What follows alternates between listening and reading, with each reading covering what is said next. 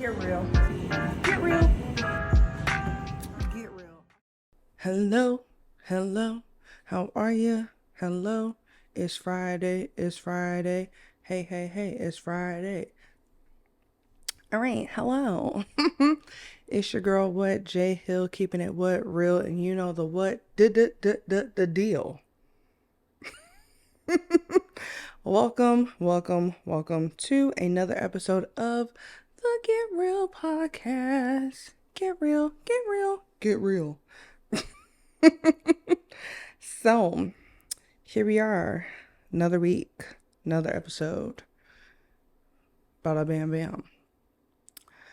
bam. Where to start? Where to start? I have really good news for y'all, honestly. So, since this is coming out on a Friday, today, I will be at a film festival, the South Central Film Festival, for my thesis film, Sought Out. Hasn't been released yet to the public, but I've been accepted and it's going to be screened. And they also asked your girl to be a panelist. Woo, yay, we love it. Thank you, God. You are so amazing. What was it? Jesus Christ. Yeah, armor of God. Jesus Christ. Yeah. So we're very happy and hype about that. We love it. Love it, love it, love it. So yeah, let's dive into that for a little bit. I'm actually very, very, very happy for this opportunity. This is my second time being with this film festival. I haven't watched my film since the screening at my school, and that was in August. And yeah, I'm excited. I'm honestly excited to see people's reaction to it. I'm excited to see what my reaction is going to be to it, since I haven't watched it in months now. You know what I'm saying?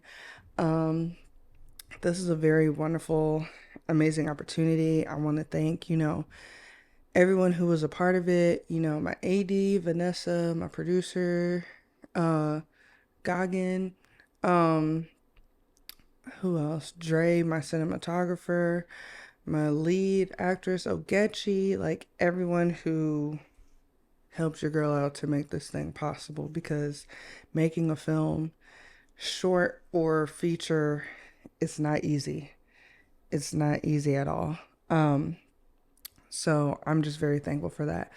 My movie Sought Out is basically about a high school senior, black girl named Danielle, who deals with depression, and she essentially attempts to off herself, and her soul is in limbo. So she has to face her depressed version of herself and really make the decision if she wants to give life another try or just, call it quits. When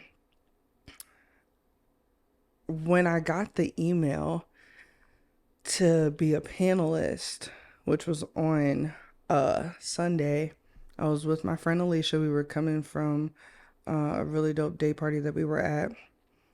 And, we're standing in line getting some pizza. And I get the email and I'm just like, oh my gosh. Oh my God. She's like, what? And I tell her. And literally for the rest of the night, I'm like holding back tears, like trying not to bawl my eyes out. For the simple fact that when I wrote that film, I was in a very vulnerable place. Spoiler alert, I had just been diagnosed with bipolar disorder 1 and major depressive disorder. And so the film is very personal to me because it's a personal artistic view on myself. Not literally, but yes, very much so. The main character is, in a way, a reflection of me.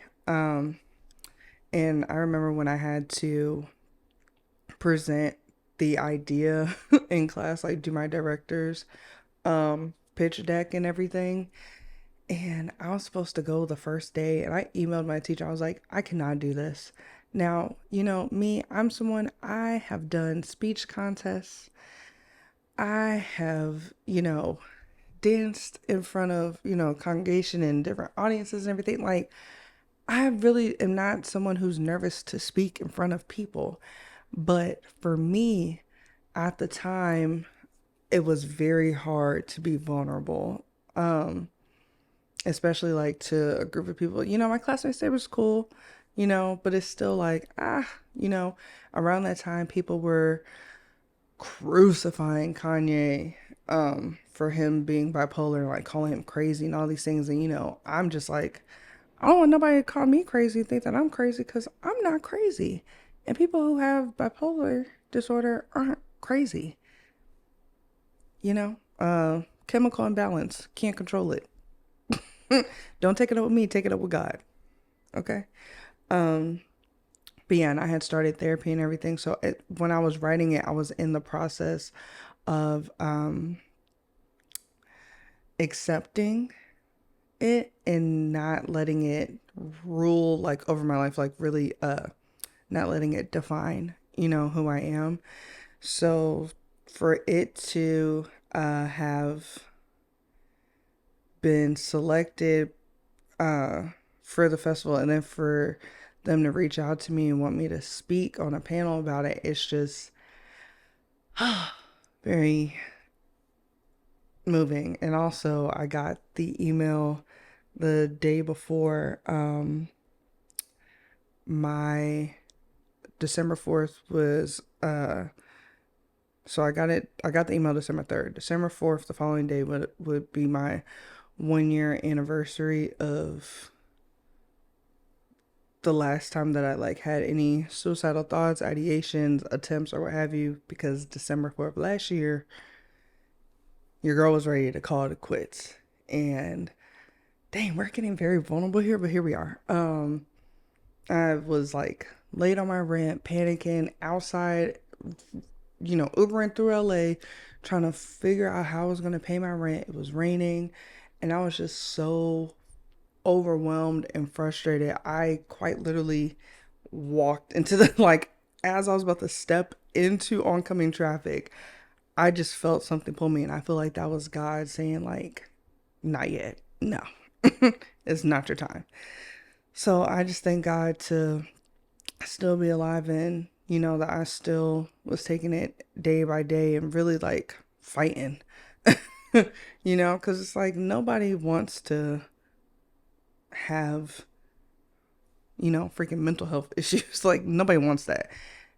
Everybody wants to be balanced. No one's like, oh, yeah, I don't know when I'm going to be manic or when I'm going to be depressed. It's just like, oh, yay. It's like, nah, it's not giving. Thank God I'm not on any medication or what have you. I'm doing pretty good regularly in myself and with therapy and everything. But yeah, so all of that happening was just very emotional, and I might cry at the panel, depending on what they ask me and everything. But I'm a firm believer that artists should be real. Your art should reflect your life. Art is an imitation of life, so people aren't gonna gravitate and hold on to you as an artist if you just hopping on trends, doing this, doing that, and you're not genuine, you're not, true to you. And so everything that I write, I'm always keeping us, Black people, in mind. And I want my work to elevate and inspire, the young Johns coming up, after me, and be like, oh my gosh, she could do it, I could do it too. Okay, Everest. But yeah, so that's just wonderful. And I've just been getting a lot of good news this week. So God is really moving, I've been in a season of waiting waiting. And I'm feeling like ever since I got that news, from then on, going into next year and moving forward, like my life's about to change for the best. And when I was writing my film, shooting it, editing it, I literally kept saying, this is going to be the joint that's going to put me on a map. Like it's going to start something. And I firmly believe that because I make real shit and I make good shit. So, yeah, that's that. So, yay for that. Um, okay, I'm just, yeah, very happy about that. Also, don't forget to like, comment, subscribe. We are on Spotify and Apple Podcasts now. So shout out to the listeners, follow, add it to your queue and everything every Friday, boom, new episode. Tell a friend and tell a friend and tell a friend and tell a friend. Um, yeah, and continue to, support dope black people, i.e. me, dope black, smart, creative black woman. So yeah. Next on the Ducky Duckettes. I don't know if y'all hear that, but my neighbors above me, they like some elephants just be fee fi fo fumming it. Anyways, um, a little newsy news. A24, A24 Films and Max have signed a deal to bring past and future A24 films to Max exclusively after their theatrical release. Very excited for that. I don't know if y'all have seen, it was like a teaser trailer of, I guess, a show about, it's like a prequel series about the beginnings of it, called Welcome to Derry. So I'm excited about that. You know, I will say the original It will always be a lot creepier than the remakes. You know, yeah. Remake Pennywise, his head was hella big. He had a jacked up hairline. It just wasn't giving. Um, and then if y'all remember, there was like the whole train going on when he was doing a little jig in the fire and that joint popped out and like, yeah. It's more of like comedic than the original. The original is creepy as fuck. Um, but yeah. So that I think that's it that I have for some little newsy news. Also, there's a show called The Penguin coming out. Um, I saw the teaser trailer for it, but I didn't like watch it. But a part of me feels like it's probably a DC universe type of joint because Penguin is the uh one of Batman's villains. So I hope it's that because I would watch that. Um and this penguin looks very different from the one from that old Batman movie. And yeah, if you know, you know. And I believe that was Michael Keaton Batman. I believe. So, yeah. Um okay. On to our next thing because we're going to get down to the nitty gritty. So, our movie review for today, Waiting to Exhale. If you know, shoot, shoot, shoot, shoot it do, do, shoot, shoot, shoot it do, shoot, shoot. Yeah, if you know, you know. Directed by Forrest Whitaker. We got the heavy hitters: Whitney Houston, Angela Bassett, uh, Loretta Devine. What is her Leela something? I cannot remember her last name. Or is it?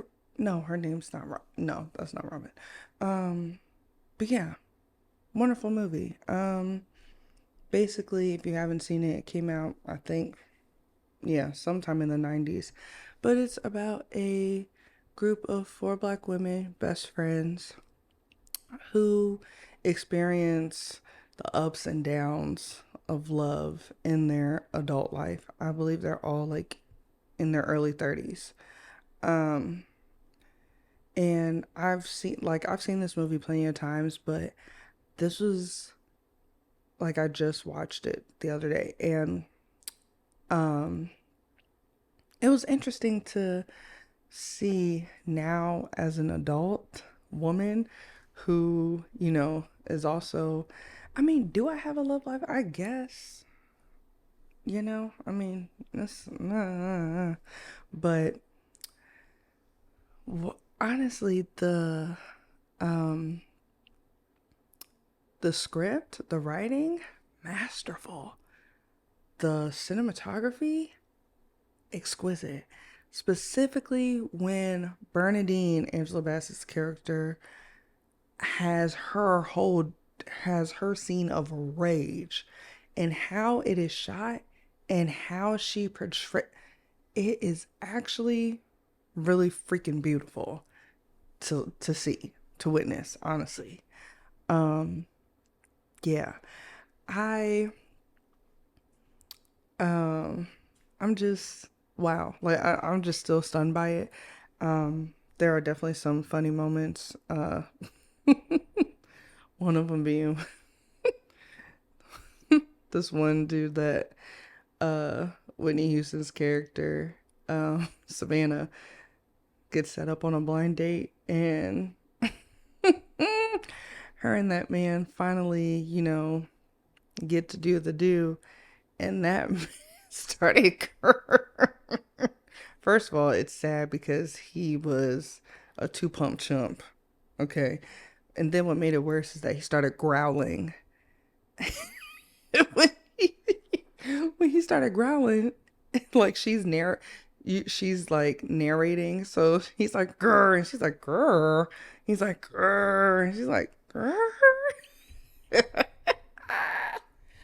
Oh my gosh, it was so funny. But I really enjoyed that film, and it's honestly like comforting in a way, because you get to explore love through their eyes. Savannah, she's moved to Arizona to start her career. Bernadine, well, she was married. Spoiler alert, at the end, she gets divorced. Well, not at the end. It kind of starts kind of in the beginning. Um, and Gloria, which is Loretta Devine's character, single mom. And then Leela, I cannot remember her last name, and I'm Leela something. She's just a single woman trying to, navigate love for herself. Um, Leela Rashawn, yes, and her character's name is Robin. Um, yeah, I like it, and shout out to Forest Whitaker and those women for even bringing that film to life, because it's very important, and I think it touches on the topics of Black femininity and love, what it is to be a woman, specifically a Black woman, because these are all Black women. Um, and there are a lot of takeaways from this. Thank God, I'm 25, but I'm very self-aware. I know what I want, what I don't want, what I like and what I don't like.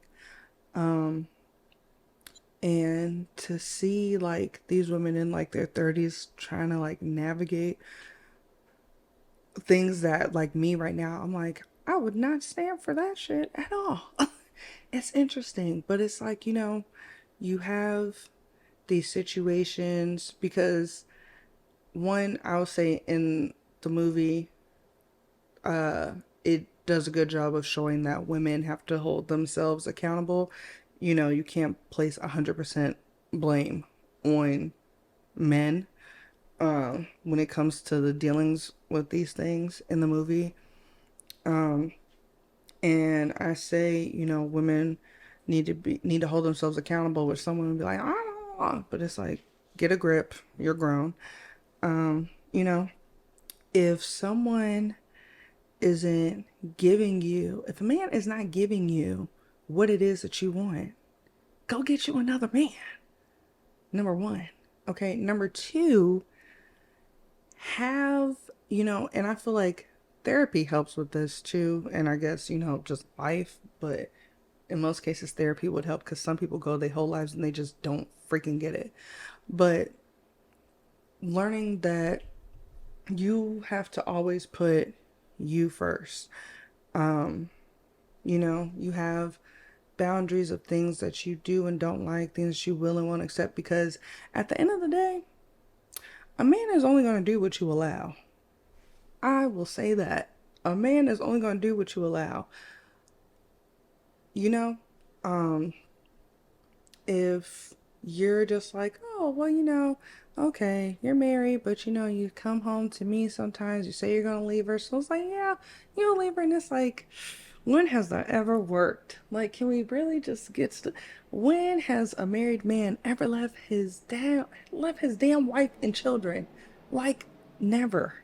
It's very rare that a man will leave his wife and children for like, not to say a random woman, but just like for some John that he's just like getting his joint knocked loose when he wants you because he's sick and tired of his family.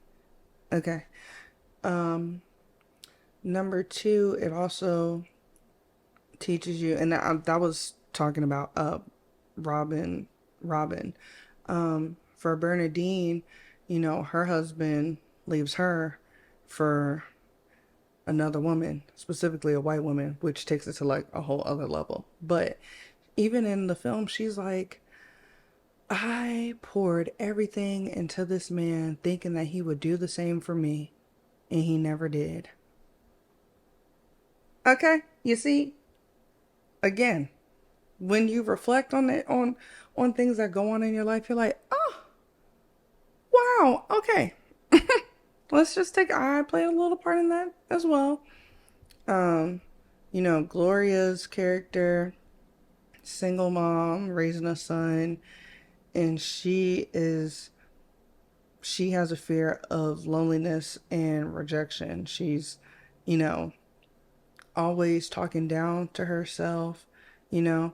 So it's like, girl, like you need to know that you the shit and you got that. You are that girl. Um so I think it's a very empowering and beautiful movie to watch, and it's something beautiful about being surrounded by a group of smart, intelligent, caring, goal-driven, like amazing women that when shit hits the fan, you like, let me call my girls.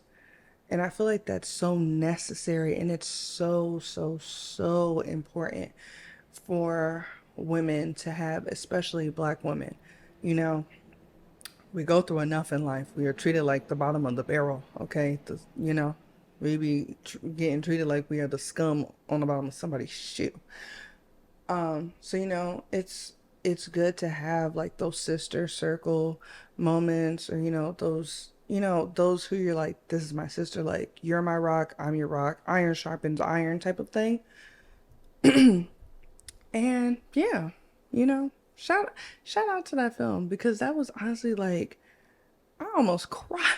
I almost cried, especially, another spoiler alert, at towards the end, where Bernadine, Angela Bassett's character, so she meets this man, right? Played by Wesley Snipes. Huh, heartthrob. And he's married, but his wife is dying of cancer, and she's going through a divorce. And they go back to her hotel room, but they don't have sex. They literally, she's like, so what do you want to do? And he's like, let's just make tonight beautiful. And they just cuddle with each other all night. And I was just like, wow. So towards the end, she gets a letter from him. And he's saying, girl, I have not stopped thinking about you since that day. And I love my wife, but now I love you too. And it's crazy how I could feel this way after one day. And if this letter never finds you again, I hope that you find the love that you deserve. I was like, oh, me being the little romantic, I'm like, wow, listen. Okay, if a man writes me a love letter, we're together forever.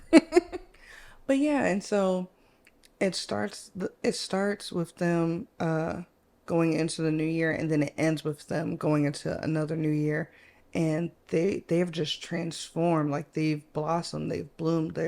You know, they've learned and they've grown as women, and it's just it's a beautiful thing to see, and y'all should watch it. I love it. Yeah. I think that's all for today. I don't have anything else. Today's episode went by kind of fast, honestly. Um, but yeah, so again, very grateful, very excited to be speaking on the panel for South Central Film Festival. It's their second annual film festival. You know what? I should have wore their shirt from the first annual one because it was so dope. Whoever does their graphics, amazing. And South Central Film Festival is a festival for Black and Brown people. They partner with different community organizers, um, to help out, you know, us Black and Brown artists, the youth, and everything in the community. Um, you know, Massage the artists, let them know, hey, this your gift, do that. uh, you know, Things for us, by us type of joint. And yeah, God is good. I'm very excited. I can't wait to give y'all an update on next week's episode. And as always, like, comment, subscribe. Shout out to the listeners as well. Also, let me know, because I want to start Patreon starting next year. Let me know what exclusive content y'all would want on Patreon, because I kind of have some ideas, but I don't really know. Um, you know, but I'm trying to get that up and running. You feel me? Um, but yeah, also, if you want to donate to, liven up the setup, my Cash App and Venmo will be in the description below as well. And to bring it all together to a nice little cute ending, okay, comment below what film made you fall in love with movies.